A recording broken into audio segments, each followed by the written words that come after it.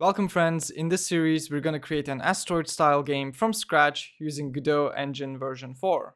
In the end we're going to have a full game with a player controller that can shoot lasers, we're going to have asteroids that split into two when they're shot, we're going to have scoring, and we're also going to have cool visual effects like the background star fields. In this first video we're going to start by creating the player controller. Let's get started. Okay, I created an empty project and we're going to begin by creating the game scene. So this is going to be a Node 2D scene, and I'm going to call this game. Let's save this under a new folder, which I'm going to call scenes. This is going to be the main game scene, and everything else will be here. I'm going to go into the project settings, to environment, and I'm going to set the default clear color to be black. Because I want the background to be black, and instead of using a texture, I'm just going to set the clear color to be black. Let's run this scene to see what it looks like. We need to set this one as the main scene. Great, so we have a blank window with the black background. Next up, we want to create the player. So I'm gonna add a character body 2D here. And I'm gonna rename that to be player. And we're gonna right click on this and save this as a scene. Inside of the scenes folder, we're gonna call this player.tscn. Let's go to the scene. And in here, we need to create a sprite and a collision shape 2D. So for the sprite, we need to use a texture, and I'm going to quickly import some assets. So these assets are from kenny.nl. You should check him out. He has a ton of cool and free assets. We're going to use this playership.png image for our player. So let's drag this to the texture tab, and as you can see, it is a cool looking player ship. Let's also create a collision shape here, and I'm just going to create a circle. No need to create something complicated. This will do just fine.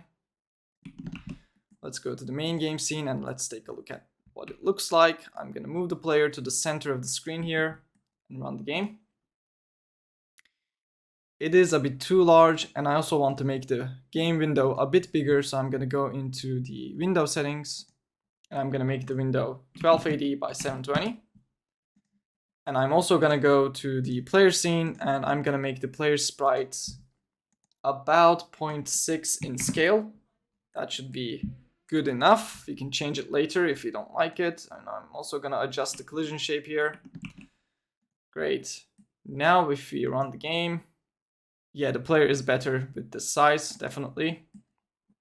I'm going to put the player exactly in the center, so that is going to be 640 by 360, I think. Good, so now let's go back to the player scene, and we need to create the script now. Let's click on the root node here, and let's create a new script. This will be in a new folder, and I'm going to call that folder scripts. Let's save it here. And this will create a blank new script for us, which we're going to populate with our cool movement code. So the movement is going to happen inside a physics process. And in here, we're going to call move and slide. And this is the function that is built into character body 2D. And it will use the velocity vector, which is also built in, to move this character body 2D node. So we need to set a velocity here.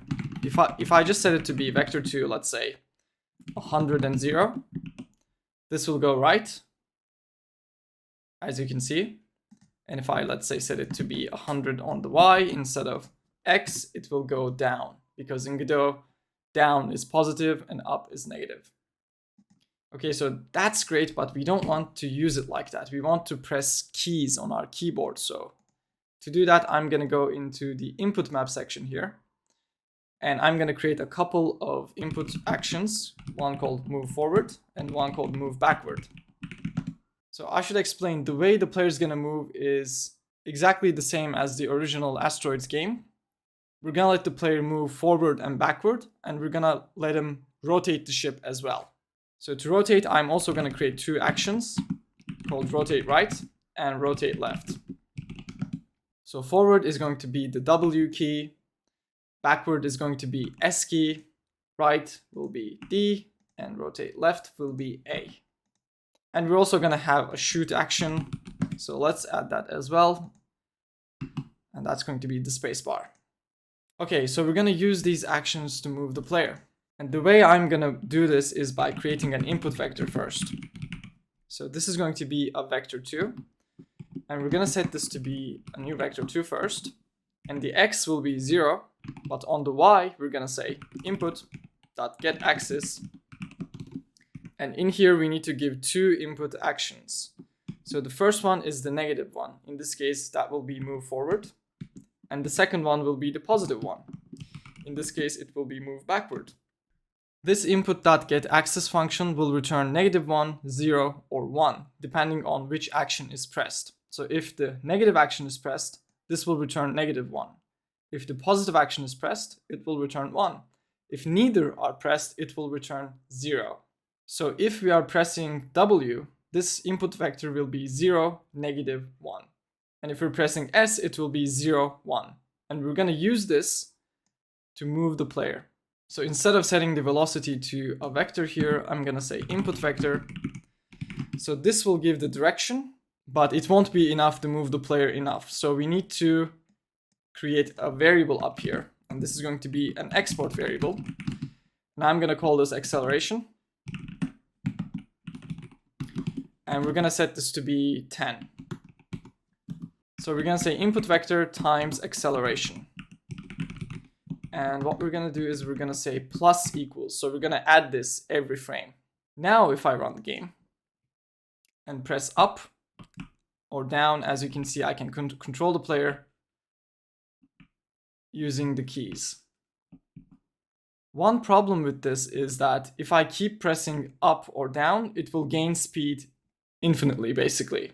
And right now we can't even see that because the player goes outside of the screen and then it's lost. So first, let's fix that problem. So after we call move and slide, I want to check for if the global position of the player, let's say on the y-axis, is less than 0, which means the player went outside of the screen above the screen. We want to teleport the player back to the bottom of the screen because that is what the original game does.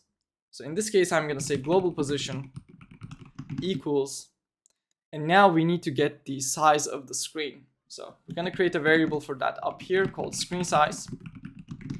And we have a cool convenient function called getViewPortRect that will tell us how big the screen is. And we need to call the size property of that. So screen size is a vector2 that has the size of the screen. And in this case, we're going to use the y value to set the player's position. So let's see if this works. I'm going to go up, up, up, up. It didn't work because I forgot to, say global position.y here. So we're going to try that again. And this time, as you can see, if the player goes outside of the screen, it goes to the bottom again. And we need to do the same for the bottom of the screen. Let's create an else if statement here. And here we're going to say if it is greater than screen size.y. This time we're going to set it back to be 0. So if I run the game now and go down, I'm going to pop back up from the top. And now we can see the problem. If I keep pressing W, you will see that the player just gains speed indefinitely. And we don't want that. So let's go back to our script. And what we're going to do is we're going to give ourselves some space here. And we're going to say after we add the input vector times acceleration to the velocity, we're going to limit it. So we're going to say velocity equals velocity dot limit length. And this function will limit it to be a certain length. And we're going to set this to be, let's actually create a new variable for this. This is also going to be an export variable, and we can call this max speed. And we're going to set this to be 350 maybe. So let's limit length to be max speed. And now if I hold down W, as you can see, the player can only go at a certain max speed, which is good. I think the speed is fine. We can change it later if you don't like it. But now there's another problem that we need to fix. Once the player starts moving, it does not stop. So if I hold down W for a while and let go, you will see that the player just keeps on going And the only way to stop it is basically go in the opposite direction, but that is not a good way to do it. So we're gonna go back here and we're gonna say if the input vector dot y is 0, we're gonna say velocity equals velocity dot move toward vector2 dot 0, and the delta here is going to be 3. So if input vectors y is 0, this means we're not holding down w or s. So in this case, we want the velocity to stop, but we don't want it to stop suddenly. We want to have, like a floaty effect to the player because it's a spaceship. So that is what this move toward function is doing. It is setting the velocity to be 0, but it is doing in, increments. And this second argument here determines how fast that happens. So we gave it a relatively low value to have, a floaty spaceship effect. So if I now hold down W and let go, you will see that it stops, but the stopping takes a little bit of time, which is exactly what we want in this case. Okay, great. So we basically have the player movement on the y-axis working the way we want it to work. Of course, we want to do this thing that we did here again for the x-axis, which we're going to do by just changing these to be x instead of y. We're not going to be able to test this yet, but once we have the whole movement working, we can test this. So now we want the player to be able to rotate, and then we want the player to accelerate in that rotated direction. So first, let's fix the rotation. So after we limit the velocity, we can also do another if statement here called input.isActionPressed. And we're going to check for rotate left and right. So let's do right first. So if this action is pressed, we want to call the rotate function. And we want to rotate the player by a certain amount. And this amount is going to be, let's say, it wants radians, but we're going to give it degrees. So we need to convert degrees to radians. And then we're going to create a new variable for this, which is also going to be an export variable so that we can, fiddle with these later on easily. And this will be the rotation speed. And we're going to make this like, I don't know, let's say 100 maybe. So let's use this here. And we also want to multiply this by delta so that it is frame rate independent. I'm going to copy this over for the rotate left action. The only difference is we need to multiply this by -1, just like this, so that it rotates in the opposite direction. So this should be enough to rotate the player. As you can see, if I press A, it goes in the left side. If I press D, it rotates to the right side. But currently this only rotates the ship. It doesn't, change the direction. So I can go up, up, up and rotate, but the player will still go in the y-axis. Okay, so the only thing left to do is rotating the input vector when we add it to the velocity, because it is the input vector, remember, that gives the direction. And the direction is currently only in the y-axis, and it can either be -1 or 1. What we want to do is we want to rotate this input vector. So we're going to call rotated function on it. And in here, we need to give it some degrees, which are actually in radians, not degrees. And we know what this is because we have a rotation, and we were just changing it using the rotate function here. So calling rotated and giving it the rotation will be enough to rotate the input vector. And with this, we should be finally able to rotate the player and go at a different direction. So now our player is able to go in any direction it wants.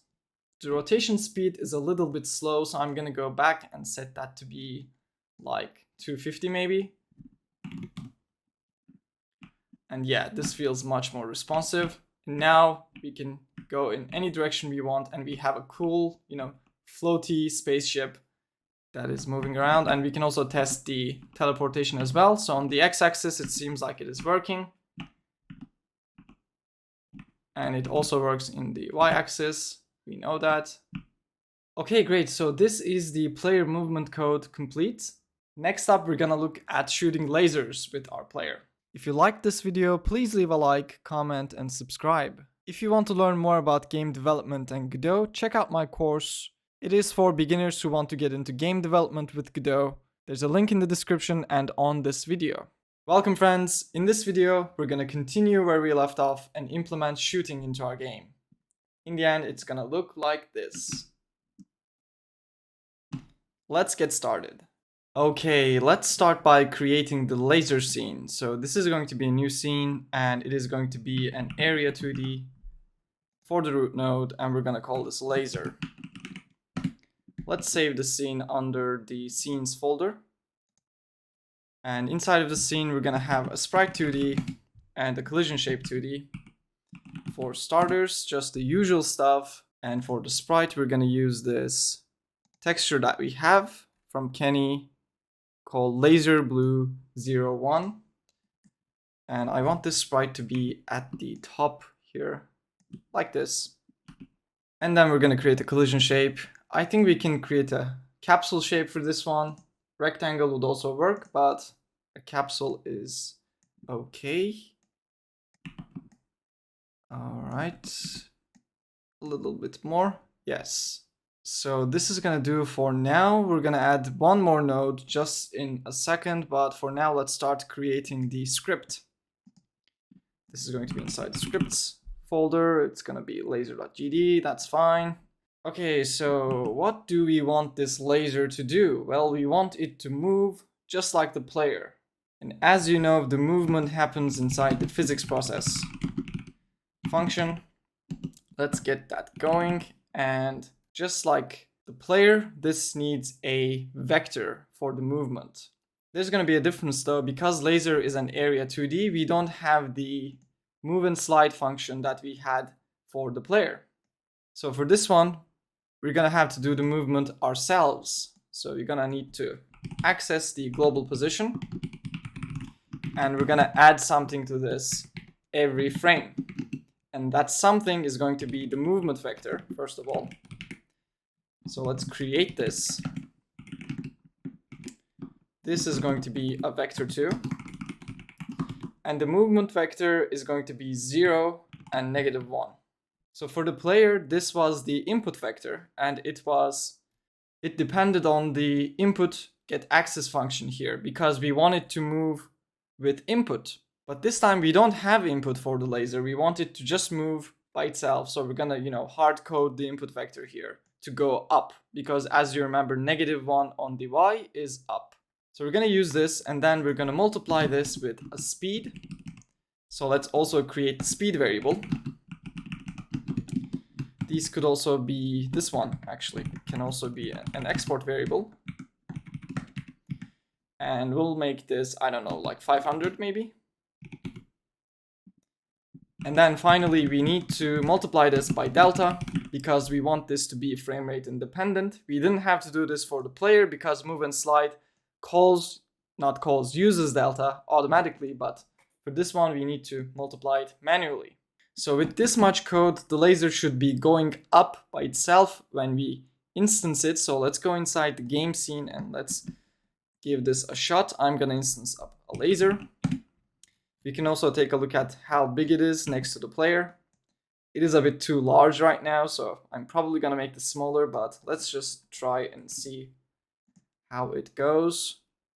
As you can see, it's going up, which is exactly what we want. I'm gonna make it a little bit smaller, so let's make this maybe 0.6 again, just like the player. I'm gonna move it down, and I'm also gonna make the collision shape smaller. We can make it a little bit, chunkier than the sprite. That's fine. Make it a little easier for the player. So this should be better. And maybe it's even a little too small, but whatever. We won't waste time with that. So let's actually get rid of that from the main game scene. We don't need it there. And now we're gonna go inside the script and we're gonna do the same thing we did for the player. So the movement vector currently only goes up. We want it to be rotated based on the rotation of the laser. So we're gonna do the same thing here, just like the player. We're gonna say rotate it, and we're gonna rotate this with the rotation property of this laser. So I actually lied. We actually need the laser here to test. So I'm gonna bring it back, and we're gonna give it a rotation, let's say 45 degrees. And if this works, it should go, you know, in the rotated angle, which it is. Good. Let's do one more test. Let's say 270. And as you can see, it works just like the player. It is rotated and moving. All good. Okay, so let's take a look at the laser one last time. And actually, let's do it now. I was gonna do it later, but yeah, we need a visibility notifier here. What was it called? Visible on-screen enabler? No, not that one. Visible on-screen notifier. I think they changed the name of this, but I'm not sure. But in any case, we need this. So this is gonna let us know when the laser exits the window because we want to delete it. Otherwise, we're gonna have a ton of lasers just going all over the place inside of our game world. So I'm gonna make this roughly the same size. This isn't that important, to be honest. And this guy has a convenient little signal that we're gonna use in just a second. But before that, I'm just gonna show you the problem.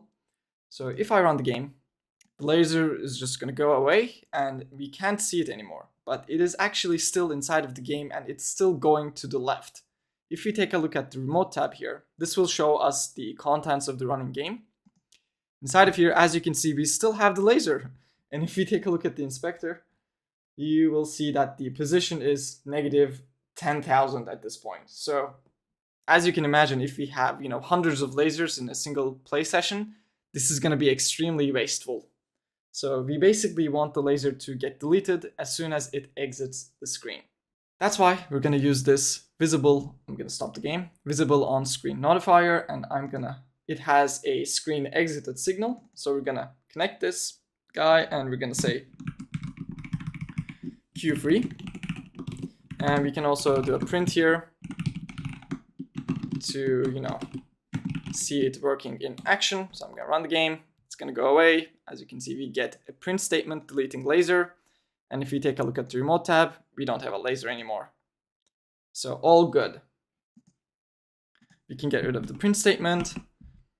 And for now, this is basically all we want from the laser. I'm going to do some physics layer work, just thinking forward right now because we're going to need this stuff. So better now than late. So go to 2D physics, and here we're going to create some, layers for us to use in the future because we don't want everything to collide with everything else.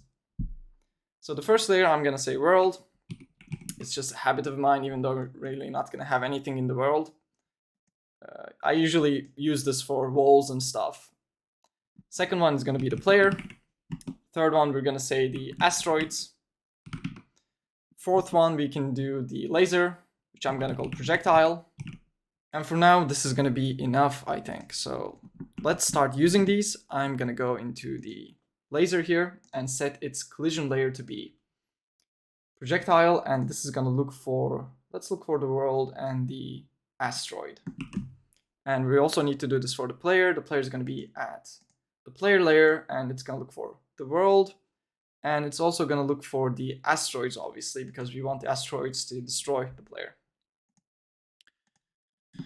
Okay, so the laser is basically done, I think. Now we just need to shoot it from the player. So, okay, let's go to the player script. And I'm actually going to create a node here. Let's create a node 2D. And we're going to call this the muzzle, like the muzzle of a gun. And we're going to place this just above the tip of the ship. And this will be the point that we shoot the laser from. This is why we placed the sprite at the top here, because this is, the actual point the area 2D is at. So when we instance the laser, it will start there. So, we don't get it overlapping with the player. Okay, so we have the muzzle. Good. We're going to create a reference for that. I'm going to shrink my font a little.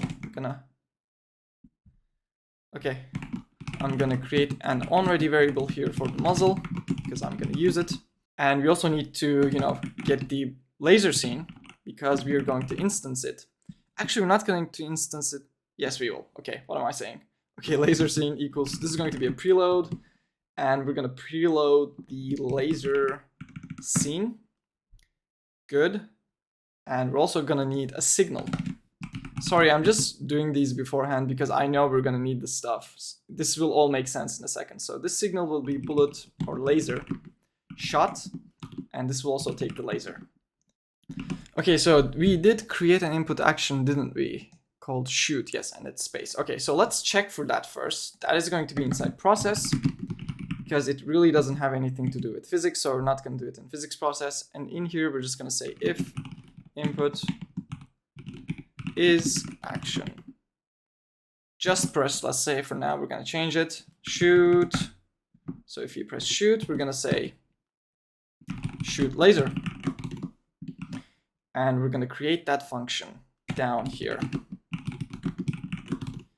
Okay, so shoot laser. What do we do here? Well, first we want to instance a laser. So let's call that L. And we're going to say laser scene dot instantiate.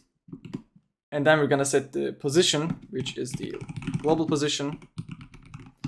And that is going to be the position of the muzzle. We also want to set the rotation so that the laser is going in the correct angle. So rotation is going to be our rotation, because as you know, the ship is in, looking at the rotation that we want for the laser. And then we're going to emit that signal that I just created, which is emit signal, laser shot, and we're going to give this laser, which is, we called it L. Okay, so that should be enough, I think. So we are calling it here. Okay.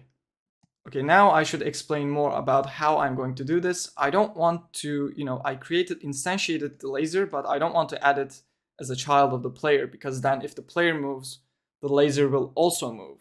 What we're going to do instead is we're going to go to the game scene here. I'm going to get rid of this laser. We're going to create a node here called lasers. We're basically going to add the lasers to the game scene instead of the player scene, so that they have, their own independent movement. So to do that, first we should create a game script here. And from here, we're going to get a reference to the lasers node. And then we're going to connect. Now we have the player's laser shot signal. We're just going to connect this to a function. Just for fun, I'm going to do this inside of the code here, because I like doing it this way, actually. Let's get the ready function. And I'm going to say player.connect. Let's connect the bullet shot, not bullet. I keep saying bullet, I don't know why. Laser shot to on player laser shot, which is a function that I'm going to create here. And this will get the laser. And we're simply going to say lasers.addChild laser here. So this should work, I think. Let's see. Okay, I'm gonna press space, boom. We have laser shooting working basically. But one problem with this is that I don't like hitting the spacebar over and over again, which is what we need to do in this setup. I like to be able to just hold down space and, there's a rate of fire going on, so that I'm not shooting, thousands of bullets, but, I like to be able to just press down and shoot. So let's do that, which is actually not that complicated to do. So inside of the player script here, I'm going to create a new variable for this, which will be shoot cooldown, which I'm going to say CD, and this is going to be false at start. And we're going to change is action just pressed to is action pressed. And this will basically, if I play it now, it will just shoot an insane amount of bullets. As you can see, it's like ooh, this is actually cool. Okay, so we need to, keep the rate of fire down a little. So what I'm going to do is I'm going to say, if you are trying to shoot, let's check the shoot cooldown. If not shoot cooldown, which means shoot cooldown is false, let's shoot. And when we shoot, we're actually going to set the cooldown to be true. And then we're going to create a coroutine using the await keyword. This will basically wait, because we're going to create a timer here. Hit 3, create timer. Let's say 0.1 seconds. And let's wait for the timeout signal. So this will basically create a timer that will wait 0.1 seconds. And await will wait for this to complete, and then we're gonna say shoot cooldown false. So this basically turns it into a coroutine. We will shoot cooldown will be true. So the next time we come here, this isn't gonna work. But as soon as this timer is completed, the shoot cooldown will be false, so we can do it again. And let's see if this works before I try to explain it. And as you can see now, we wait. And you can change this 0.1. We can actually turn this into a variable, maybe rate of fire or something. And maybe let's set it to be like 0.5. This would be much slower. Rate of fire. And now it's much more boring, I think the lower this is, the more fun the game is. So let's try this. But it's gonna be easier like this to play. You're gonna be able to just obliterate the asteroids. So maybe let's keep this at like 15 or something. I think that would be okay. Okay, so that is basically it for shooting lasers. I mean, there's obviously more that we can do, but in that case, we would have to create the asteroids because we need to shoot stuff. And that is, the remaining part. But I'm gonna leave that to the next one, actually. So now we have shooting basically implemented. We can shoot in any angle that we want, and we can hold down to shoot, which is much more, comfortable than, having to repeatedly click on the spacebar. So thank you for watching this video. If you liked it, please leave a like, comment, and subscribe. If you want to learn more about Godot, I have a course, so check the link in the description. There's also a link in this video as well. I hope that this video was helpful to you. I hope you learned something. Thank you for watching, and I'll see you in the next one. Welcome back, friends. In this video, we're gonna implement the asteroids. So this is really gonna step up our game and really, make it a fun experience. Let's take a look at what it looks like now. So we can shoot meteors or asteroids, and they will, divide into more asteroids, and it is just amazing. So without further ado, let's begin. Okay, since we have shooting implemented, the next logical step is to create the asteroids. So this will be a new scene. And just like the laser scene, it is going to be an area 2D. We can name this to be an asteroid. And let's save it inside of our scenes folder here. And we're going to create a sprite here. And the collision shape 2D, sprite, the usual stuff. And for the sprite, we actually have a few options here. If you take a look at our assets, you will see that we have a big, medium, and tiny asteroid. For now, we're going to use the big one, but as you can imagine, we need to, change this depending on the size. So let's use the big one for now, and let's create a collision shape, which is going to be a circle. And this will also need to change depending on the size, because if we have the smaller texture, we need a smaller collision shape as well. Okay, so this will be it for the asteroid, and most of the magic will be in the script. So let's create a script, and this will be an area 2D. And what is the first thing we want to implement here? Okay, so the asteroid needs to move just like the player and the laser. So we're going to bring back our good old friend, the physics process. And we're going to, just like the laser, we're going to create a movement vector here, because this needs to move by itself. And this will be a vector 2 again, 0, -1. And just like the laser, we can say global position plus equals movement vector times. We're also going to have a speed here, and then delta, because we want this to be frame rate independent. So we're not going to make the speed an export variable here. So let's make it like 50 for now. Should be enough. We don't want this to move fast.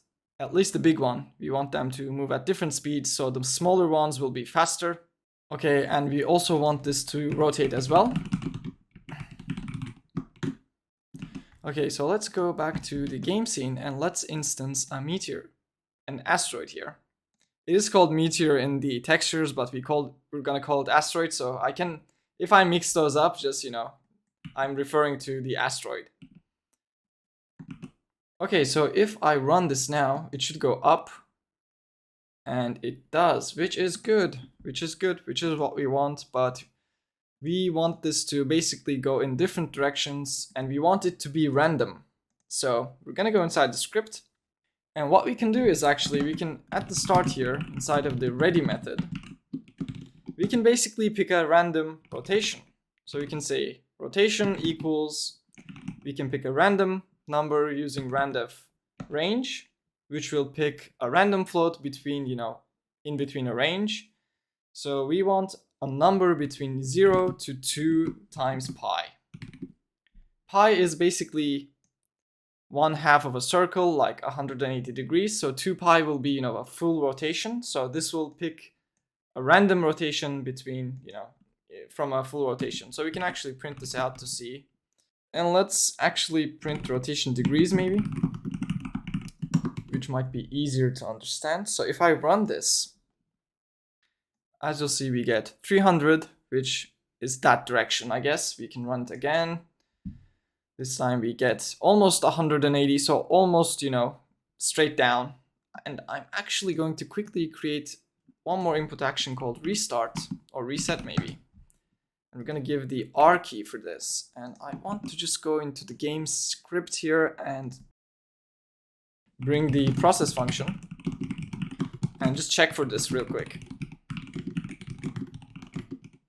Just pressed reset, and if this is pressed, we just say get tree and reload the current scene, just so we can test the game easier. So now if I press R, the scene is reloaded so that we can, easily see that this is working. As you can see, each time I reset, the asteroid goes at a different angle and it is rotated, as you can see. Okay. Let's go back to the asteroid script. So that is the movement basically. So like I said, we are going to have 3 different sizes: large, medium, and small. And depending on that, a few things will differ: speed, the texture, and the collision shape. So we have the speed here. So let's actually, I'm going to create an enum up here called asteroid, let's say, size. And this will have large, medium, and small. And we're going to create an export variable for this, although it doesn't. Let's make it an export variable for now. Export var size. And this will be asteroid size dot large. Okay, a little typo there, it's fine. And what we can do now is actually inside of this ready method here, we can say, let's create a switch statement, which is match in GD script. So let's match the size. And we're going to say asteroid size large. And let's also check for the other ones. We're going to check for medium. We're also going to check for small. So if it is large, we want to give it a different speed basically. So we're going to say speed equals, let's also do this from a range, because why not? We don't want all of them to be at the same speed. It's boring. So we can say this can be, because it is large, let's say 50 to 100. And for the medium, let's say 100 to 150. And for the small, let's make this faster. So let's say 100 to 200. So now this will basically set a different speed depending on the size. We can test this because we have this as an export. I'm going to change it from, the inspector. So if it's a large, we can also print it out so that we know for a fact it's working. We can print the speed. So if it is large, let's see. It is 98. Wow, almost at full speed. Okay. But it's less than 100, which is, the bottom threshold for the other ones. Let's make it a medium. And this is going to be 126. Okay, let's make this small. And this can be up to 200. Will it be 148 reset, 180, as you can see. When the size changes, the speed changes. But like I said, we also want other things to change. So first, I'm going to change the sprite based on the size. So let's actually create a reference here, sprite. And what we're going to do is inside of here, we can just say sprite.texture. And let's load the texture here, and we're gonna load, what is the name? Meteor big. This is going to be for large, and we're gonna do the same for small and medium. For small, it's going to be tiny1, the name. And for medium, it's going to be med2, if I'm not mistaken. Yeah, so now if I run it, it's going to be large. But if I change it to be a medium, wow, it's smaller. Great. If I make it small, it's going to be tiny, as you can see. But the problem now is that if we go to the debug menu here and turn on visible collision shapes, you'll see that even though the meteor, the asteroid, is smaller, the texture, you can see that the collision shape is still the big collision shape. So now what we need to do is change the collision shape's shape.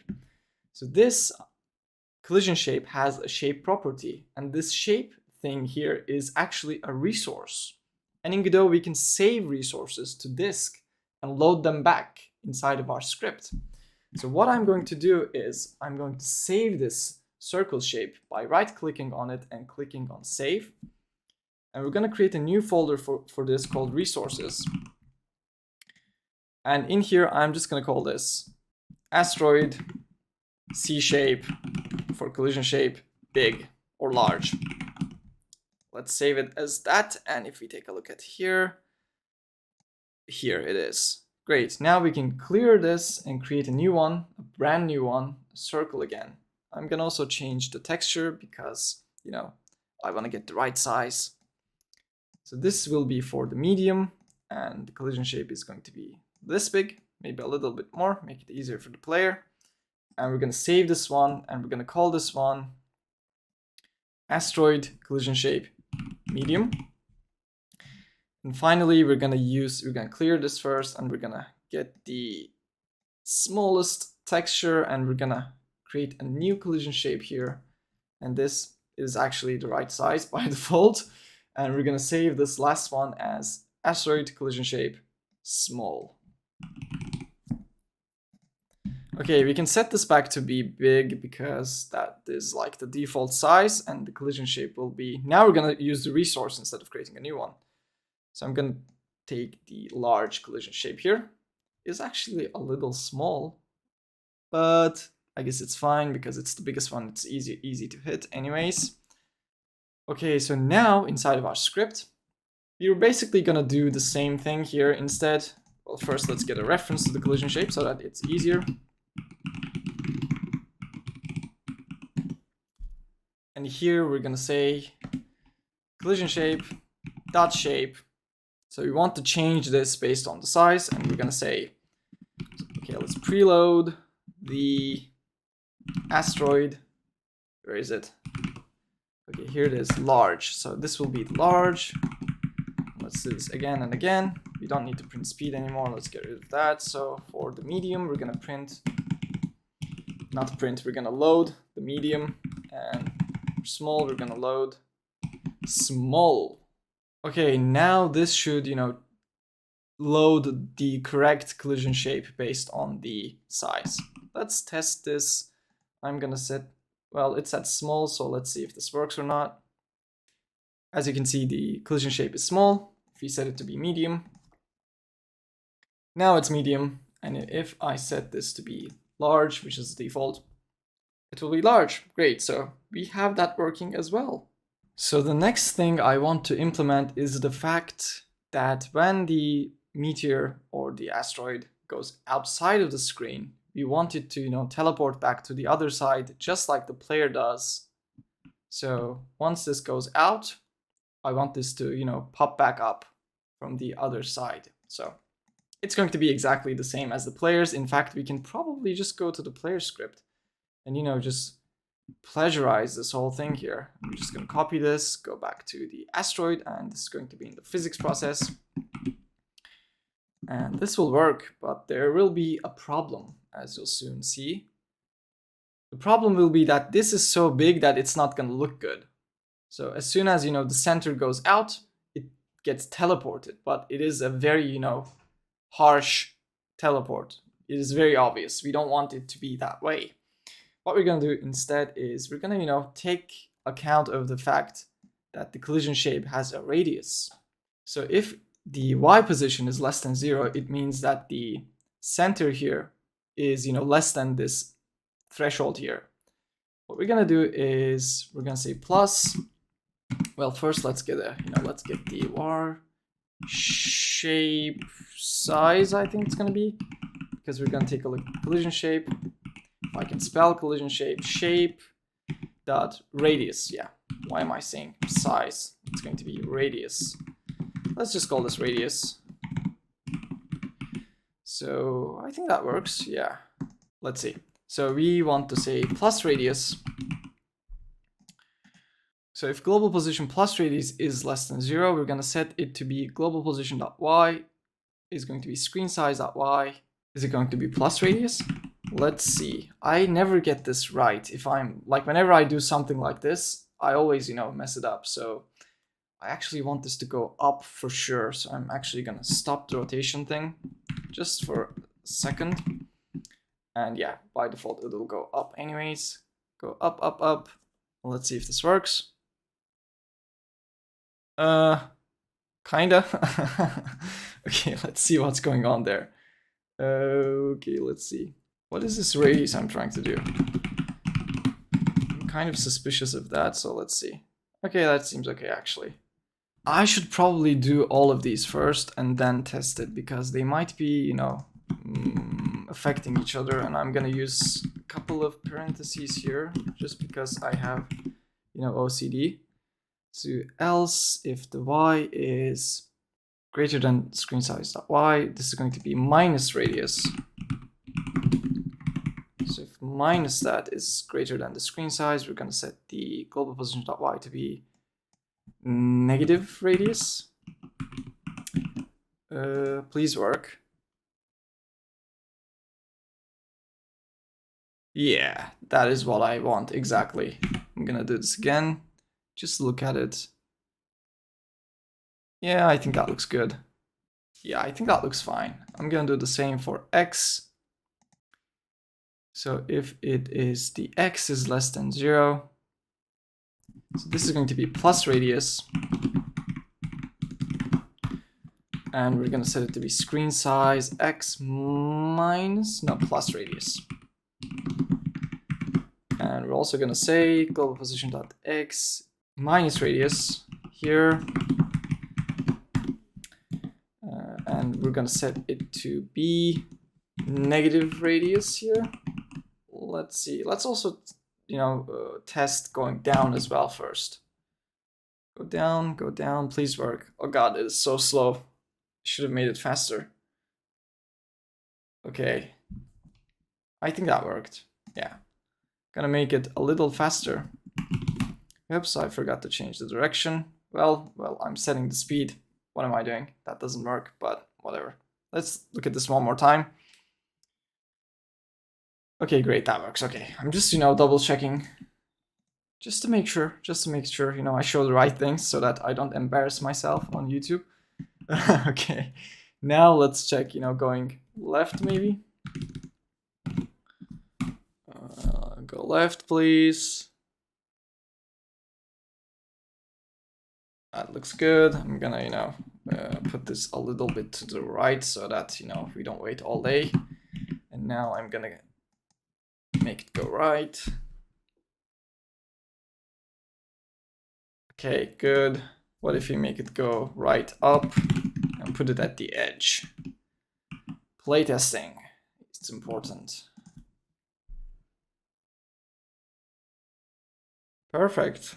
I think that's good. Yeah, we can, if there's something wrong with it, we can fix it later, but I think that's good. Let's turn on the rotation thing again, and we can set the movement vector back to be -1. I think that is almost all that we can do here inside of the meteor without, going outside to different scenes, because, well, okay, the next thing we need to do is exploding the meteor, which will happen in a function here called explode. And what we want to do, we want to, when the asteroid explodes, we want it to, you know, split in two. If it's a large or a medium. If it's a small, we just want it to go away. So if it explodes, we're gonna split into, and we're gonna do that inside the game scene, just like we did for the laser. We're gonna create a node here called Asteroids. And you can actually put this one underneath this asteroid's parent. And I'm gonna move it towards the center here. So what we're gonna do is similar to the laser, just like we inside the player, we created a signal called laser shot. Inside of the asteroid, we're gonna create a signal called exploded. And this will send some information that we're gonna, you know, figure out soon, but this explode function will basically emit that signal. What was it called? I just created a second ago. Wow, exploded, yeah. Okay, so, and we also want to, you know, delete this one. So I'm gonna free this. And inside of the game, we're gonna connect the signal. And because we're gonna have, you know, multiple meteors, so asteroids, okay, I keep mixing them. So let's create a few here. Maybe like 5 is fine. So because we're gonna have a few here, we don't want to go through each and, you know, manually connect a signal. We're just gonna say inside of ready, we're gonna get all of them and create a for loop here. I'm gonna say for, you know, asteroid in, let's create a reference here to asteroids. So we're gonna get the children out of this. Get children. So for each asteroid inside underneath the asteroid's parent, we're gonna say asteroid.connect, and let's connect the exploded signal to on asteroid exploded. We're gonna create this function down here, and we're gonna pass some information to this because in order to create, you know, 2 more asteroids, we need to know some info, like the position and the size, for example. So when the asteroid explodes, we want to create new ones, potentially if it's not a small one. So we need the asteroid scene here. So we're gonna preload that so that we can do it. And let's also pass that information there, which is going to be the position and the size. So this will take in the global position of the exploded meteor and the size. Great, so now inside of the game, we have those here. So the position and the size. Now we can create a new asteroid A, instantiate, and we're gonna set its global position to be the pause, and we're gonna set its size to be this, not this size actually, I lied, because we actually want to, okay, how do we want to do this?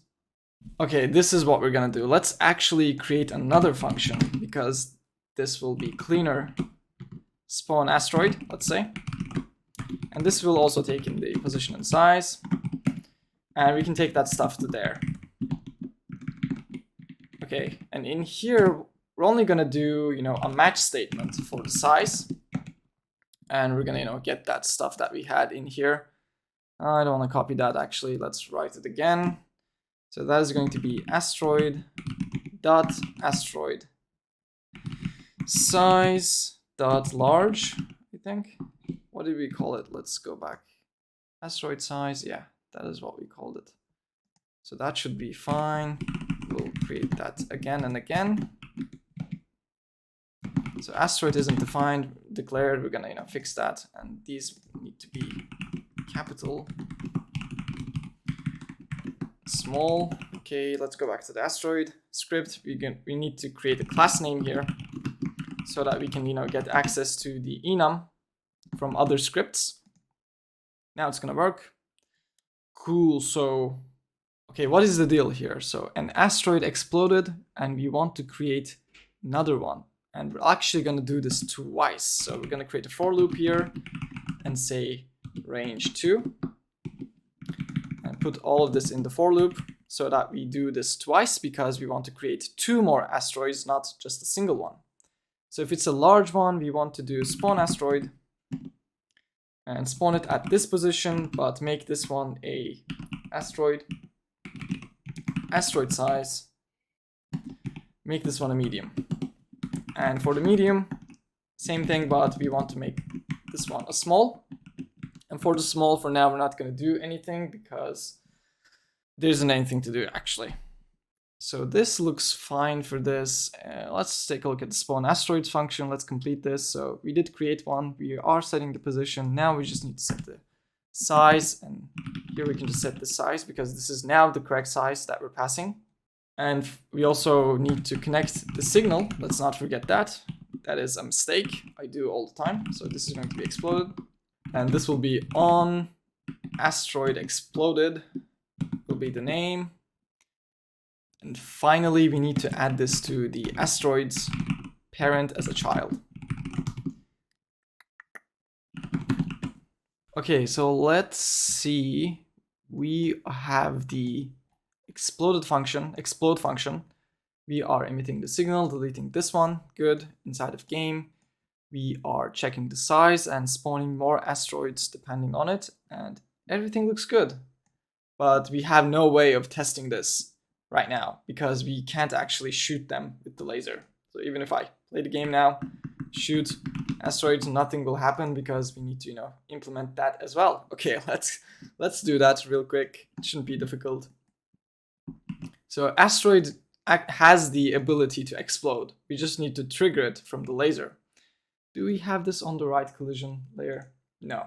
Okay, so let's put this at 3, and this will look for will look for world. It will also look for the player. It won't look for other asteroids, but it will look for projectiles. So this is what we're gonna do. We're gonna go inside the laser and we're gonna connect the area entered signal. And in here we're gonna say, if this area is an asteroid, we can just say a.explode, basically. Make it explode. I like doing this because I think it makes it clearer than just using area as a variable. And then we can also say we also want to delete the laser, Q3. This should be enough to explode the asteroid actually. So let's give it a shot. Boom, boom, and now we have 2 medium ones. And if I also delete, come on, no. Come on. Okay, now we have 2 small ones. 2 medium ones, random directions, 2 small ones, random directions. And if I, if I'm lucky enough to shoot a small one, it just disappears. And we are getting some errors here, which is concerning. So let's take a look at them. Can't change the state while flushing queries. Okay, so this is something that comes up sometimes with Godot.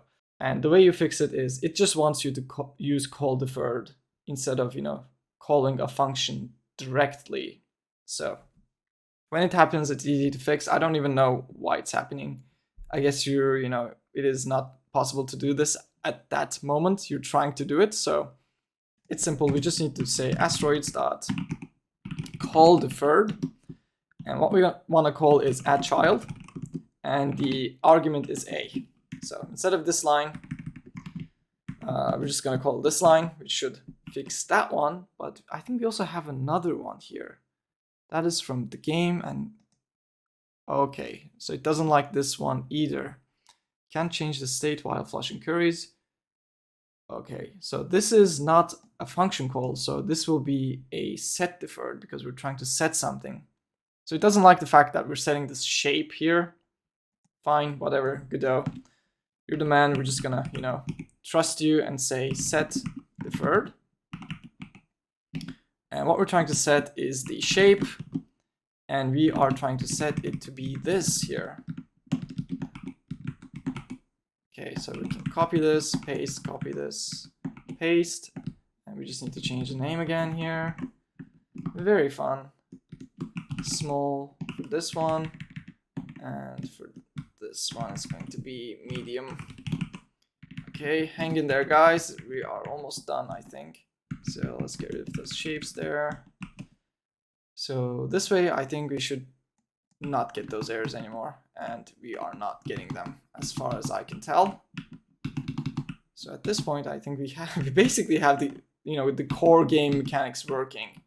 Besides, also the asteroid also has to kill the player. Okay, and we need the scoring to work as well. Okay, so we have a couple things missing, but I think as far as a game, this is definitely working.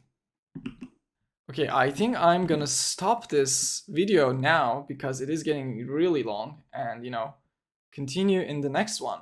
So thank you very much for watching. If you liked it, please leave a like, comment, and subscribe. If you want to learn more about Godot, I have a course. Check the link in the description or in the video. I hope this was helpful. I hope you learned something new. Stay tuned for more videos, and I'll see you in the next one. Hello again, friends. In this video, we're going to implement a bunch of cool stuff like the scoring system and the live system of the player. And we're also going to create a game over screen. Let's take a look at what it looks like. So we have a score, as you can see. When I shoot these down, I get a score. And I have 3 lives here. And if I die, I'm going to lose 1 and get respawned. If I die again, this will be my last life. And if I die again, if I can, yep, that was my last life. And now the game over screen is up, so I can try again if I click on this. And this is a brand new game. Let's get started. Okay, let's start by creating the UI and creating the scoring system. So inside of the game, firstly, let's create the scoring stuff, inside of the game script, and then we can, hook it up to a UI and show it to the player. So inside of the game here, we're gonna have a score variable. And this will be an integer, and it will start at 0, obviously. We don't want to start at, a random value. And we can also set this to be 0 at the start as well, just to be sure. And whenever the player explodes an asteroid, we want to, add some points to this. So inside of here, we're gonna, depending on the size, add some, point value. And we're gonna get this from the asteroid. Actually, thinking about this, we could also just hard code it here, like, score equals 100 if it's a large, and if it's a medium, it's 50 maybe. Even though it's more difficult to hit when it's smaller, so it would make more sense to give more points, I think. But I'm not going to do it this way because I think there's a cooler way to do it, which is kind of unnecessary here, but whatever. I'm just going to do it. Let's go inside the asteroid script here. And I'm going to create a variable here called points. And points will be an integer, and points will have a get here, which will return something. So we're going to return a different value depending on the size, so that we can create a match here. We're going to match asteroid size, and if it's a large, we'll return 0, not 0, 100, and you can see where I'm going with this. Okay, medium, we're going to return 50, and it's small, we'll return 25. What am I doing? No. Okay. So we have to match the size here, obviously. And I think this is cool, this get. And obviously for the match, we need the default statement here, which can just be return 0. This should never be called anyways. So I like doing this thing. I think it's cool. So we're just going to do it for the sake of it so that you can, see, how this is done. And now inside of here, I can just say score plus equals. And we also need to pass that points here, don't we? Points. And inside of the signal here, we're just going to say points. Points, and we're going to pass it here. Points. And that's going to give a different value depending on the size. So here we can just say points. Well, we don't even need to, we don't have to do it here actually. What am I doing? Nope, because, we can just do it here. Maybe this is the cool part, because now we don't have to go inside each match statement, even though we have, a separate match statement now, so we couldn't escape from that part. But now this will be different depending on the size of the meteor. So now this should work, and we can actually print it to see it working. So let's print the score after an asteroid explodes. So now if I shoot a big one, it should be 100. If I shoot a medium one, it should be 150 because we got 50 more points. And let's try to shoot a small one. Boom. Wow. Like a sniper. 175 because that was a small one. I think this is working. So very simple actually. That is the whole scoring mechanic that we're going to implement. So the next part is creating the UI for it, which is going to be a separate scene. We're going to create a canvas layer for it so that, you know, it is rendered on top of everything inside of its own rendering layer. And we're going to call this layer UI. And I'm going to create a control node here, which I'm going to rename to be HUD. And we're going to turn this into its own scene inside of our scenes folder here. And this HUD will have, you know, the score and the lives of the player, which is something that we have yet to implement, but let's go inside the HUD first. And here we're going to create a label first for the score. You can just call the score. And let's think ahead, maybe. Well, I mean, we don't need to. It's fine. Let's just implement the score first. Let's create a new script here. Scripts hud.gd. And we're gonna create an already reference here to the score. And this will be, let's actually just make it a single equals instead of, you know, the type equals, I guess. And we're gonna set this to score because I want to use set here. So we saw how to use the get version of this here, which is basically when you use this variable, instead of, you know, returning a normal value like a normal variable, just return basically this, the result of this. And you can have anything here. And the other version is set. When you try to set this to something, do this stuff first. And this is basically the value that this is being set to.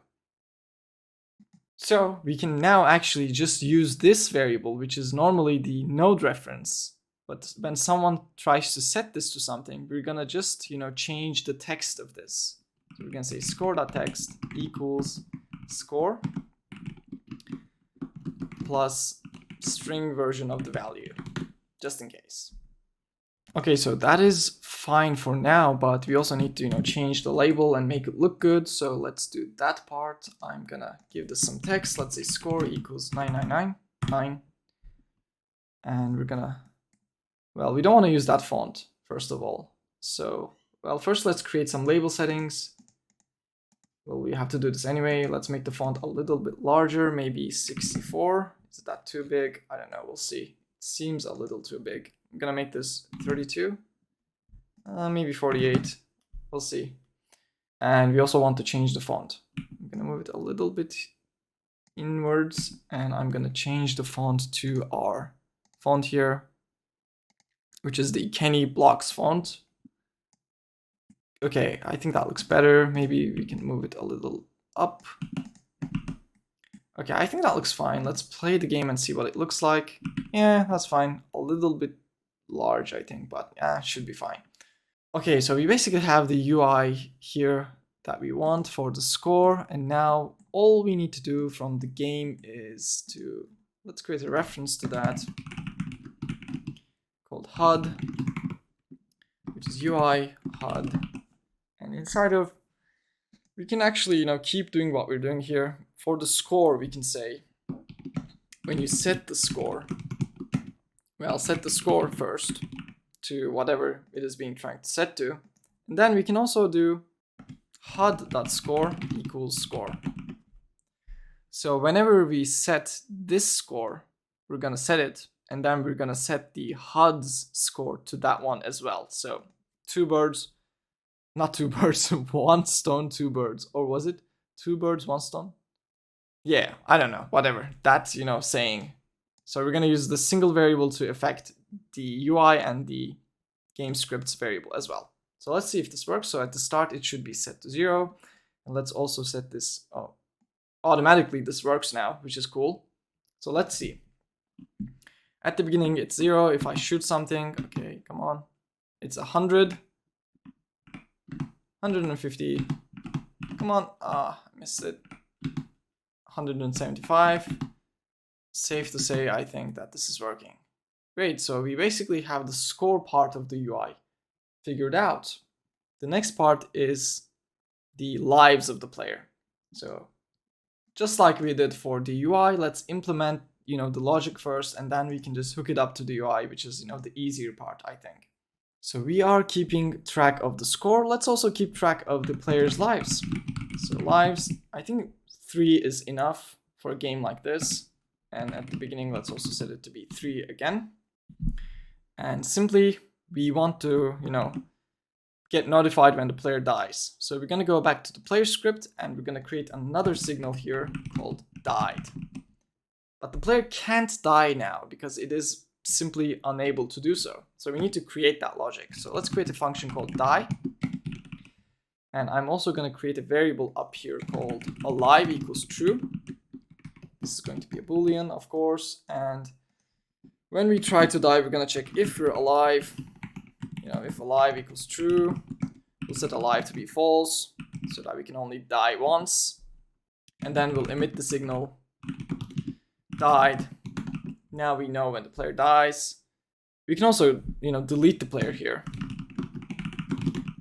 But I don't think I want to delete him. Well, let's delete him for now. We'll see. And we can go back to the game scene now, and we can connect that signal here, just like we did for laser shot. We can say died. And this will be the on player died. We need to create this function, of course, at the bottom here. So the player died. Very sad. And now what we need to do is we need to, take 1 off from the lives. And then we have to check if lives is less than or equal to 0. That means, the game is over, basically. So in this case, we want to show a game over screen or something like that, which we're going to create in just a second. But for now, we can actually just reload the game. Let's test this. So let's, print the lives after we die. But hold on. We can't die, even though we have the ability to die now because of this function. But still, nothing is triggering it, so we should implement that as well. So we want the player to die basically when it touches an asteroid. So inside of the asteroid, we can just use the area 2D signal body entered, because the player is a character body. Inside of here, we can check if body is player, which we probably should create because we need to give it a class name to the player, so that this works. Class name player. If you don't do this, stuff, you can't refer to this, class outside of, in other scripts. So in here, we want to do this check if this body is a player. So that's why we added the class name. If, a player touched an asteroid, we want let's do this first because OCD, we want the player to die, basically. And I think that's it. Yeah, I think that'll do. The player will die. The asteroid will live happily. Let's see. Okay, let's try this. So I'm gonna bump into one, and I died. As you can see, we lost a life, which brings up another issue: respawning the player, because currently we're just gone, and the game is just continuing. So let's create a respawn function here inside of the player script. So respawn, and this will probably take a position because we don't want to just respawn at a random location. So what we'll say here is if not alive, if alive equals false, let's say, we'll set alive to be true, and we'll say global position equals that position. And we can also do stuff like velocity equals maybe vector2.0, so that we don't have any velocity left. Even though, well, wait a second. We freed the player, so this is what I was talking about. So we can, if you want to do it this way with the respawn, we shouldn't free the player. What we're going to do is we're going to simply hide the sprite. Do we have a reference to that? Let's create one real quick.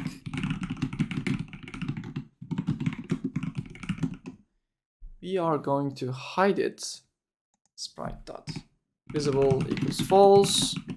And we are going to set its process mode to be disabled so that we don't, get any collisions or stuff like that. And when we respawn them, we're going to do the opposite. Set visible to be true and process mode to be inherit, which is, I think the default value. So now when we die, we disappear and stop processing. And when we come back, everything is fine. Yeah, I think this will do. Let's see. Okay, let's go back to the game. Now we can die. So when the player dies, print the lives. And we also want to respawn the player after a certain amount of time, probably. So let's say, so if the lives is above 0, we'll do else. Let's wait for a second so that this is a little bit more polished. So let's wait for a second, and then we can say player.respawn, and we'll respawn him at a certain location actually. So let's go back to the game script and let's create a node 2D, and we'll call this player spawn position, and we'll put this at the dead center of the screen, which is I think 640 by 360 should be. Yep, and we can actually get a reference to this here. Player spawn position. And then we can use the position of that to respawn the player.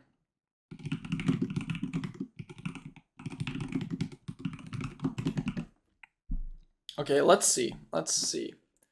Hopefully we don't, die and immediately a meteor is above us again, so that we die immediately. Okay, what did I do wrong there? Let's see, sprite is null. Oh, that's not good. Yep, I forgot to say 2D there. Rookie mistake. Sorry. And we're gonna die now. And in a second we're back. And we have 2 lives left, so let's die 2 more times. Okay. And let's die. The last time we just immediately reloaded, so that logic seems to be working. One issue is that the problem is if we die and when we respawn, if there's an asteroid on top of us, so we die again immediately, but that is something we're gonna fix maybe in a separate video. We'll see if we have time. If you have time, we'll fix it, implement it in this one. If not, the next one for sure. Okay, so what next? Okay, we probably don't want to, reload the current scene immediately. We want to show the game over menu, and we also want to show the player's lives inside of the HUD.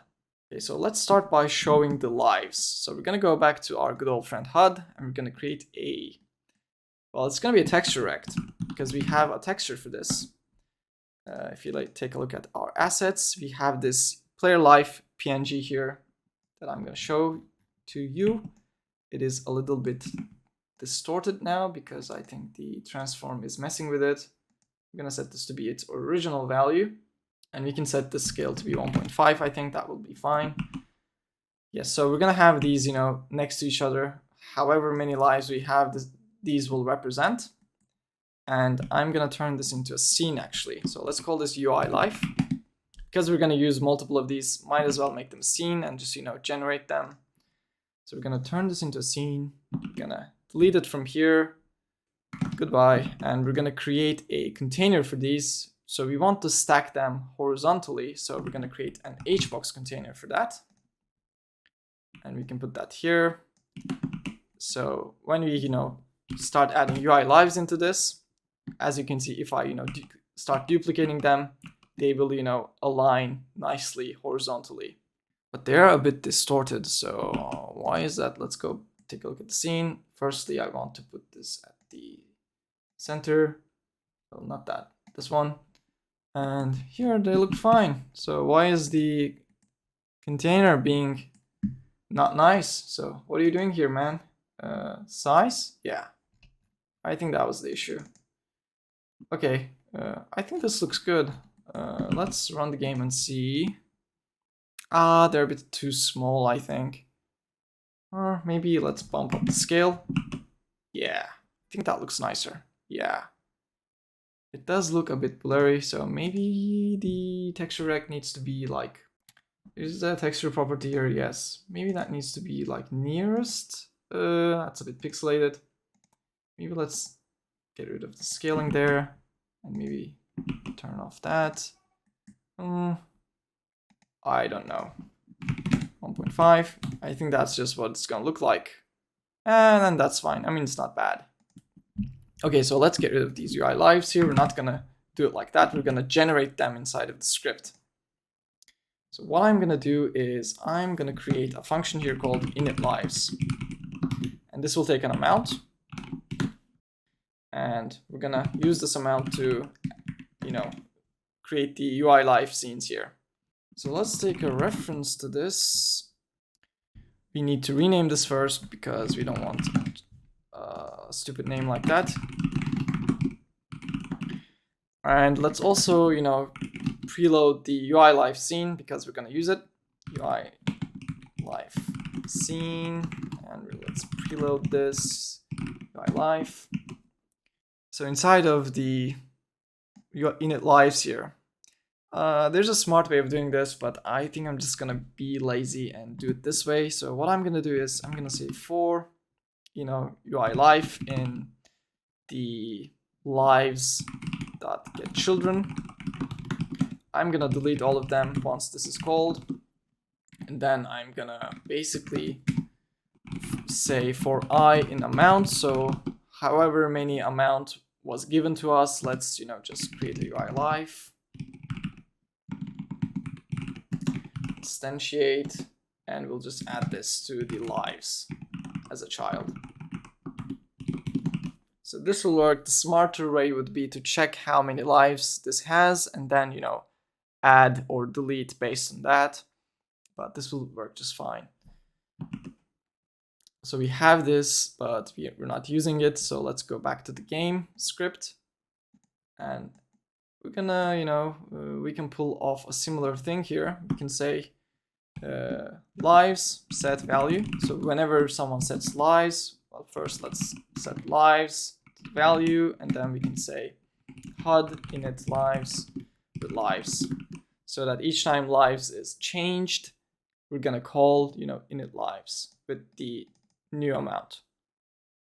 So now magically everything works. We don't need to change these. Each lives call will also change the UI. So let's give this a shot. Okay, as you can see at the beginning we have 3 lives, which is great. And now if I die, it goes back to 2. If I die again, it goes to 1. And if I die one more time, right now we're just immediately reloading the scene, which isn't good. So we can stop printing the lives. We can see them on the screen now. So that was the lives basically done. Just like with the score, we implemented the logic first and then we hooked it up to the UI. And now finally, I think I want to create the game over scene, the game over menu, rather. Okay, so that will be a new scene actually. So let's create one. That will be a control as well.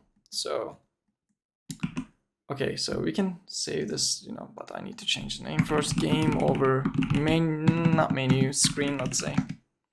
Let's save it. Game over screen. This I think is fine. We're gonna add a label here. Label is going to be game over. We're gonna put this in the center. We're gonna say game over.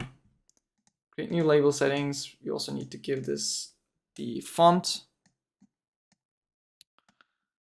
And I'm gonna make this big, like 64, or maybe even 64 seems okay. I'm gonna take this a little bit above the center, and I think that looks fine. We also need a button here to reset the game. So that is going to be a button, surprise, and this will be restart button. And I'm gonna put this in the center, and we call this try again. And we want this to be a little bit bigger. So we're gonna go into the theme overrides and we're gonna give it a font. It's a little bit different from the label. And we're gonna give it a different font size. In this case, I think 48 maybe. too big, maybe like 40. Yeah, I think that's fine. I'm gonna move it a little bit down. And let me take a look at this. I think this looks fine. And we need to create a script here actually, because we want this button to restart the game. We can actually get away with not creating a script here. Let's see. Okay, this scene like this is enough. We're actually gonna instance this here, but we're gonna make it invisible at the beginning, and we're gonna get a reference to this here underneath the HUD reference. It's a game over screen. Game over UI game over screen. And at the beginning, we're gonna make sure that this is invisible. And once the player runs out of lives, we're not gonna do this. We're gonna instead say game over screen dot visible equals true. And then we can basically connect the button's press signal to here, but I'm just gonna, I don't want to do that. I'm just gonna create a new script here for the game over screen, and we're just gonna do it here. I think this is cleaner to keep this logic here. We're gonna connect the press signal, and we're gonna say get tree, reload current scene. So now, when the player dies enough times, we're gonna show the game over screen, and that will let us, reset the game. I'm actually also going to wait a little after we die, maybe like 2 seconds, so that we don't immediately see the game over screen.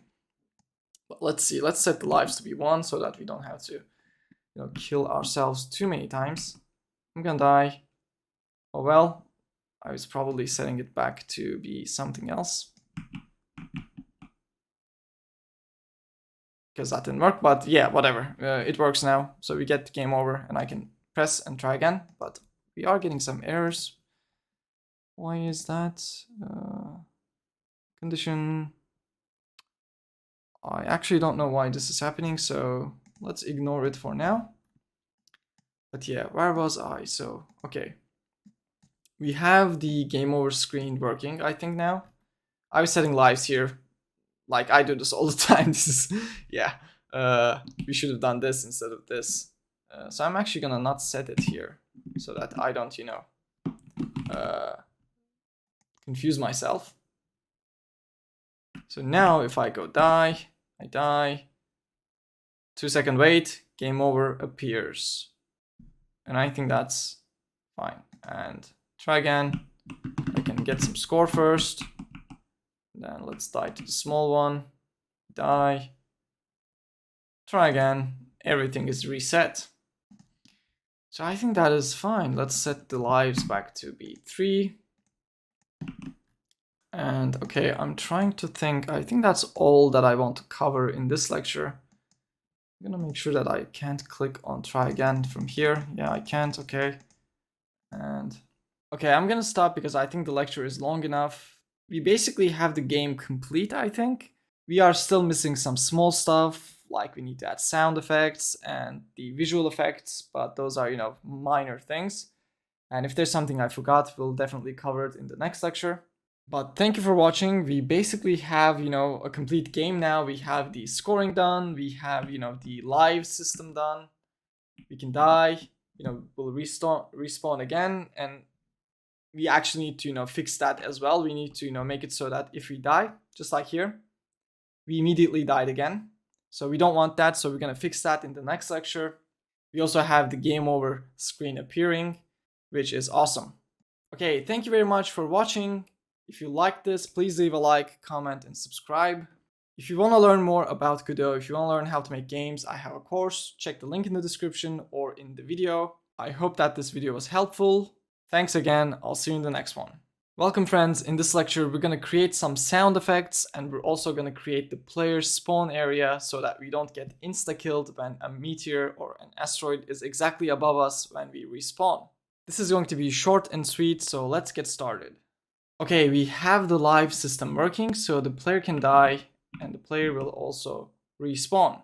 So that is all good, but the problem is if we die and there's a meteor right on top of us, we die again immediately, which is something we don't want. So we're going to create something called the player spawn area to fix that. Okay, that is going to be a new scene, and we're actually going to create it underneath the player spawn position, because why not? So let's create a new scene here, and this is going to be an area 2D, and we're going to call this player spawn area. Let's save this as a new scene, and we're going to go back into the games scene here and instance this underneath the player spawn position.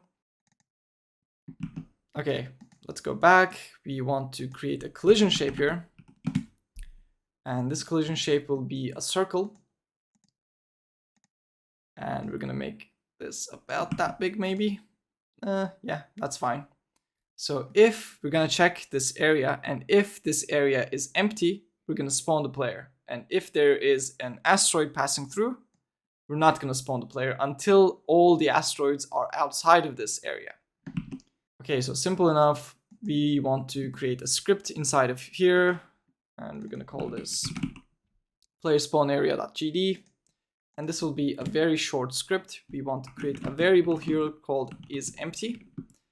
And this will be a boolean, and this will return. We're going to create the get here. This will return.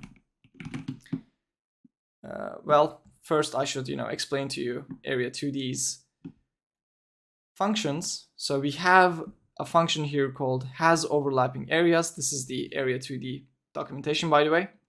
So area 2D has overlapping areas and has overlapping bodies.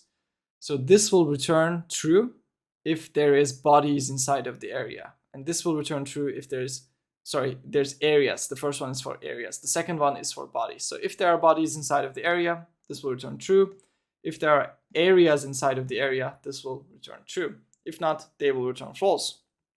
So we can take advantage of this and say, if not has overlapping areas, and if not has overlapping bodies, that means that this area is basically empty. So we're going to return the result of this, logic here, which is going to be true if no areas are overlapping and no bodies are overlapping.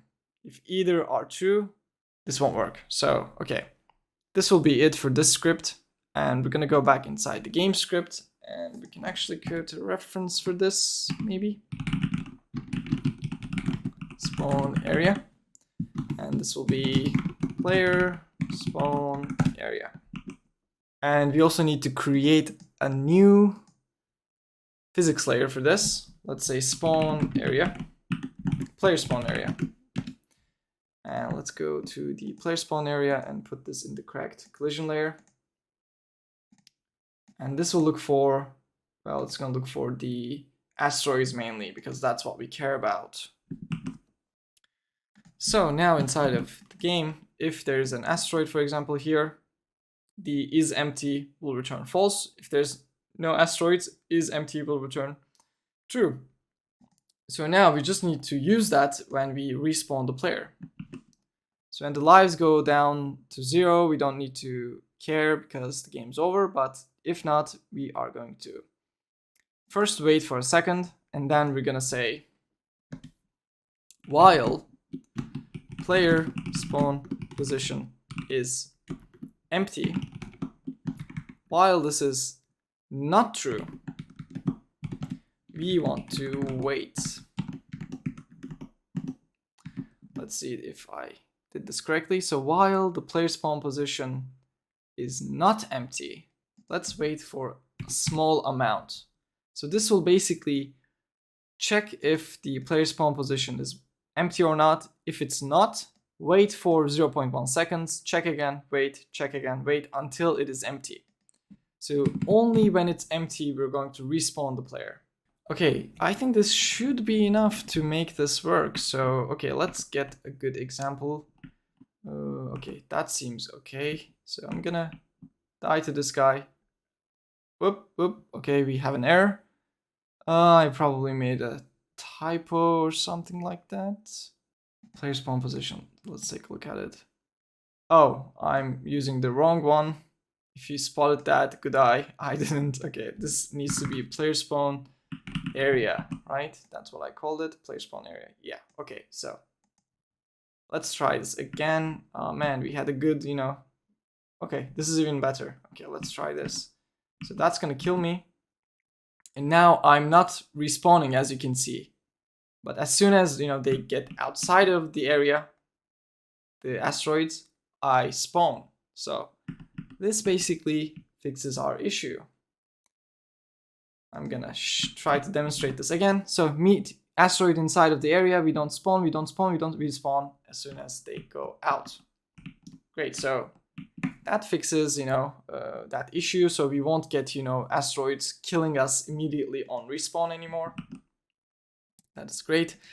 The other thing I want to do in this video is adding some sound effects. So the first one is going to be the laser sound effect, which I think can be on the player. Well, let's add it to the game. Let's create an audio stream player, and this is going to be the laser sound.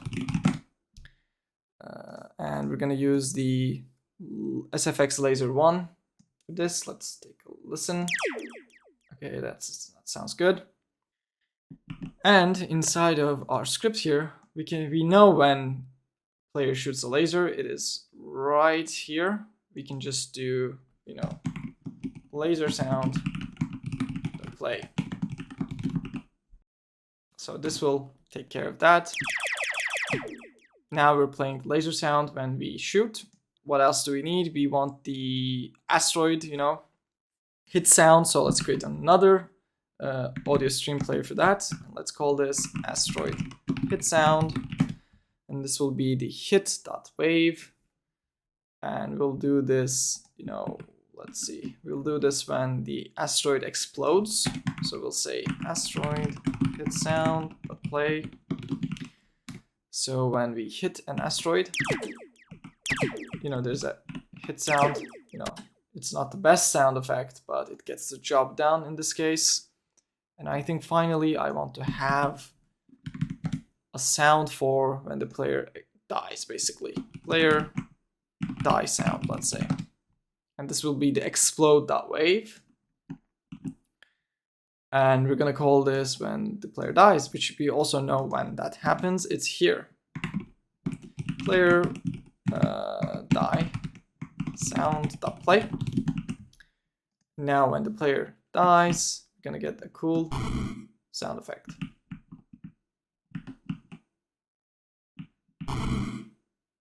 Great. Okay. I think those are all the sound effects that I want to add. And at this point, the game is complete.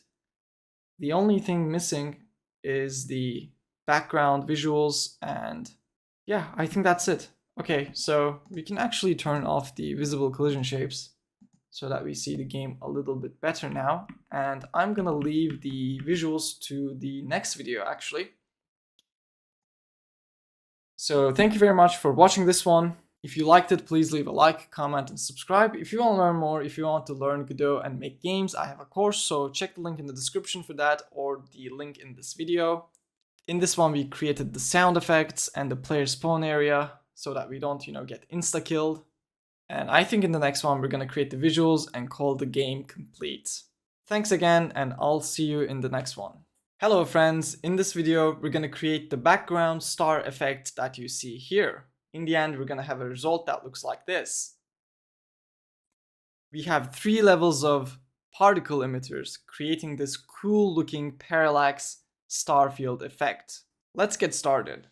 Before we create the particle effects, we're going to do some bug fixing. The way we were respawning the player is actually problematic. Here's the deal. If the player dies in front of an asteroid and that asteroid is moving towards the player, so let's say the player died here. The asteroid touched it and the player died. When the player respawns, let's say the asteroid moved up until here. So when the player is gonna respawn, the asteroid is still above the death location of the player. This was resulting in the player getting killed twice. Let me show this to you quickly. I'm gonna bring the player back and run the game. Now if let me get a better start. Now if I go in front of this asteroid and die, you can see that we just died twice. So how do we fix this? We need to go back to the player script. And inside of here, we're going to change a couple of things. First of all, as you can see, I stopped using the process mode property. So before we were using process mode and we were setting this to disabled and then back to inherit. This was causing us problems. I tried to make it work with this, but in the end, I wasn't able to find a good solution. So I decided not to use this. What I ended up doing was using the collision shapes disabled property. So first, you need to create a reference to the collision shape up here. Next, we are going to set the disabled property to true when the player dies. And when we respawn the player, we're going to set it back to false. So when the player dies, the collision shape is disabled so that we don't do any collisions. And when the player respawns, we're going to set it back to be enabled essentially by setting disabled to false. I'm using set deferred here because that's what the documentation tells you to use, but other than that, this is simply setting a property to true and false. But this alone will actually not work. We need to do a few more things. The first thing is to stop the physics process and the process function from executing if the player isn't alive. So we don't want the player to move when the player is dead. So at the top here, we're just going to say, if not alive, just return. Just do not do any of this stuff. Same for the process. You don't want to execute any of this if the player is not alive. And the final piece in this puzzle is in the game script. So let's go there. Inside the player died function here, we want to set the position of the player to the position of the spawn position. We were doing this actually inside of the respawn function here. We were passing the spawn position, and inside of the player script we are still actually setting our global position to that, but that wasn't enough. We actually need to set it to the spawn position immediately when the player dies, which is what we're doing here. So when you bring all of these things together, the buggy behavior is essentially gone. So let's give this a try. Okay, I'm gonna try to die in front of, maybe not this because there was an asteroid about to enter the spawn zone. Okay, this looks better. Now, as you can see, we didn't die twice. And if you paid attention to the collision shape, it was immediately teleported to the spawn area. So let's give this another shot. As you can see, it is working. And we also can't move. Even if I try to move when I'm dead, I can't. Okay, so that is the solution to the bug. Now we're going to create the star field effect. To do this, we're going to use the particle system of Godot. Let's create a new node here, which is going to be the GPU particles 2D. We're going to rename this to be star field back. So to create a parallax effect, we're going to create 3 different particle emitters. The first one will be the one in the back, and then we're going to have the one in the middle and the front. So because this will be in the back, I want this to be behind everything else. So I'm going to set its Z index to be -100. Next, I'm going to create a process material for this from the inspector here. This is going to be a particle process material. And as soon as I create that, you can see that the emitter starts emitting particles. Now, we don't want this to be on the origin here. We want this to be at the right side of the game scene here. So I'm going to move it to 1280 by 360 so that it is on the center, on the height, and at the right edge. And we're going to move it towards the right just a little.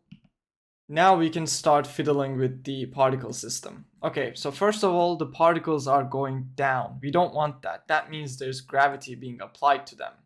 So let's take a look at the material. Click on it, and here we have a tab for gravity. We want to go here and set the gravity to be 0. This will make it so that the particles are being emitted from a single point and they're not moving. We're going to change that. We're going to make it so that particles are emitted on this line here. On the y-axis, we want particles to be emitted starting from 0 until the end of the screen here. And that has to do with the emission shape. So we're going to set the emission shape to a box instead of a point. And this box has extents. We are basically going to use this box like a line. We're going to leave the x extent as 1. And we're going to set the y extent to be 360, which is half the screen height. And this will make it so that particles are emitted 360 pixels above the emitter and 360 pixels below the emitter, covering the whole 720 pixels of the screen height. And you can see that particles are being emitted on that line, but we don't have enough of them to really see this effect. So I'm going to bump up the amount from 8 to 1000. Now you can fully see that we have particles being emitted from 0 up until 720. Okay, good. Next step is to give these some velocity so that they move towards the left side of the screen. We're going to do that from the initial velocity tab here. And we don't want these to move fast because they're going to be, really far away in the distance. So their movement is going to be very subtle. So we're going to give this a velocity of -10 for the min and the max. But you can see that currently the particles are not living for a very long time.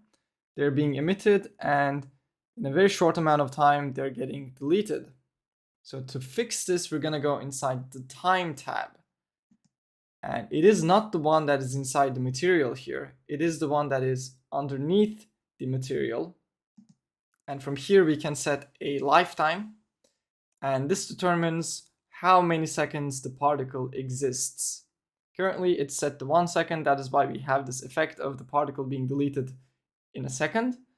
So we're going to set this to 140. And immediately, you can see the particles are not being deleted. And if you watch them and time them, you will see that after 140 seconds, they will get deleted.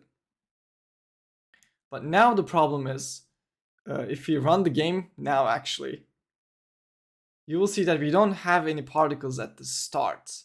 After a while, they start to come in, but we don't want to wait while we play the game to particles to fill the whole screen. We want to pre-process the particles. That is what this pre-process property does. Particle system starts as if it had already run for this many seconds.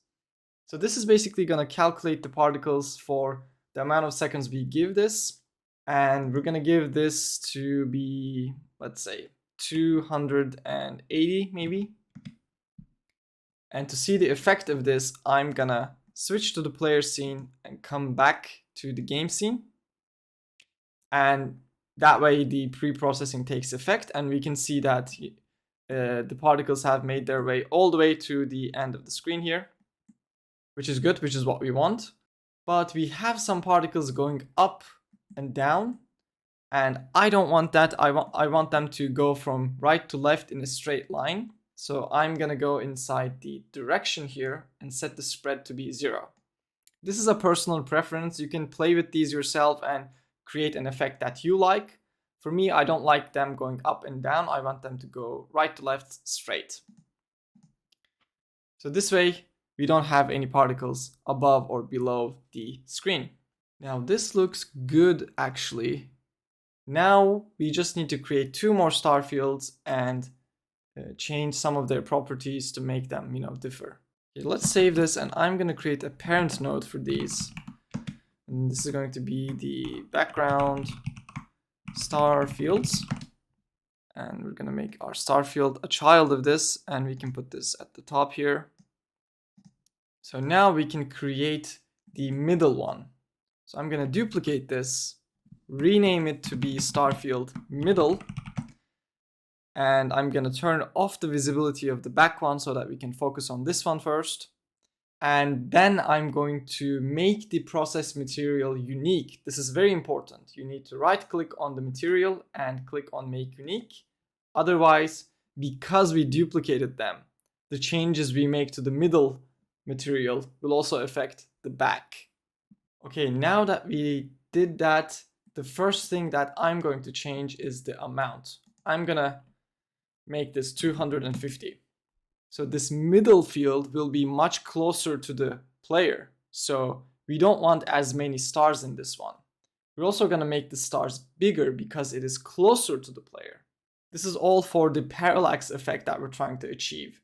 So let's go inside the material here and we're going to set the scale to be, let's see, maybe 2.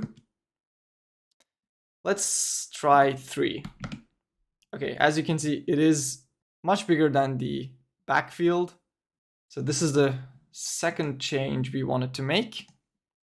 Let's say that. And we also want these to be faster because they're closer to the player. So their movements are more, fast from our perspective. So let's go to the initial velocity and let's set this to be -20. So that is going to make them faster. And I think that is all. We don't want to make too many changes here. Yes, we also should change the z-index just so, we are rendering them in the correct order. So the back one is -100. This one's going to be, let's say, -95. So that it is rendered above the back star field. And I think this should be good like this. Let's see them together in action. We can run the game. And as you can see, the back star field is much smaller, moves slower, and the middle star field looks like it is above, much closer to the player because it is moving faster and it's bigger. Okay, and finally, we're going to create the front star field. So let's duplicate the middle one. Let's not forget to make the material unique. And I'm going to turn these guys off, rename this one to the front. Okay, and for this one, we're not gonna have that many particles. Let's maybe set it to 25, maybe 35. Yeah, this looks good because we're gonna set the scale of this to be 5. So it is much, much bigger.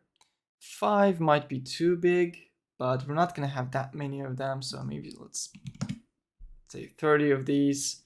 And scale 5, and we're actually going to make this faster as well. So let's set the velocity to be -30. So, okay, and this will be the last one. Let's also not forget to set the z-index, which will be -90. Okay, so we can see what they look like together.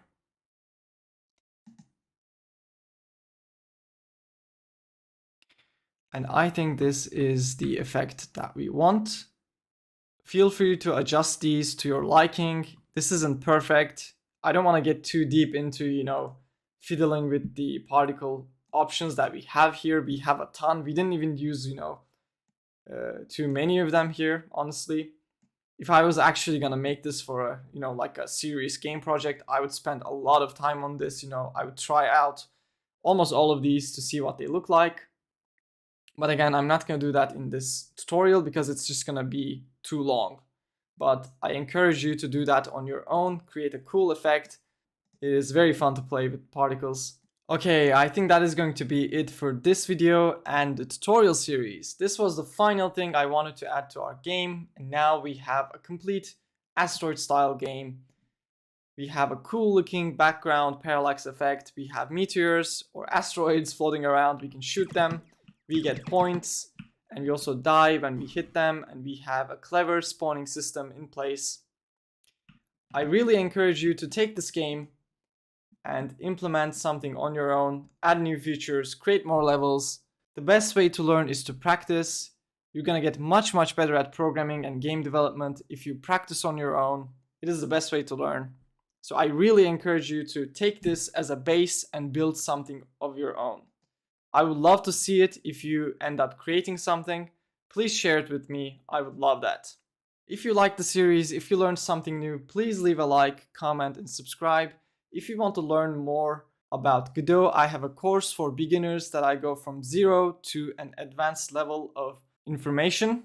So if you want to learn Godot and if you're a beginner, check out my course. There's a link in the description and in this video.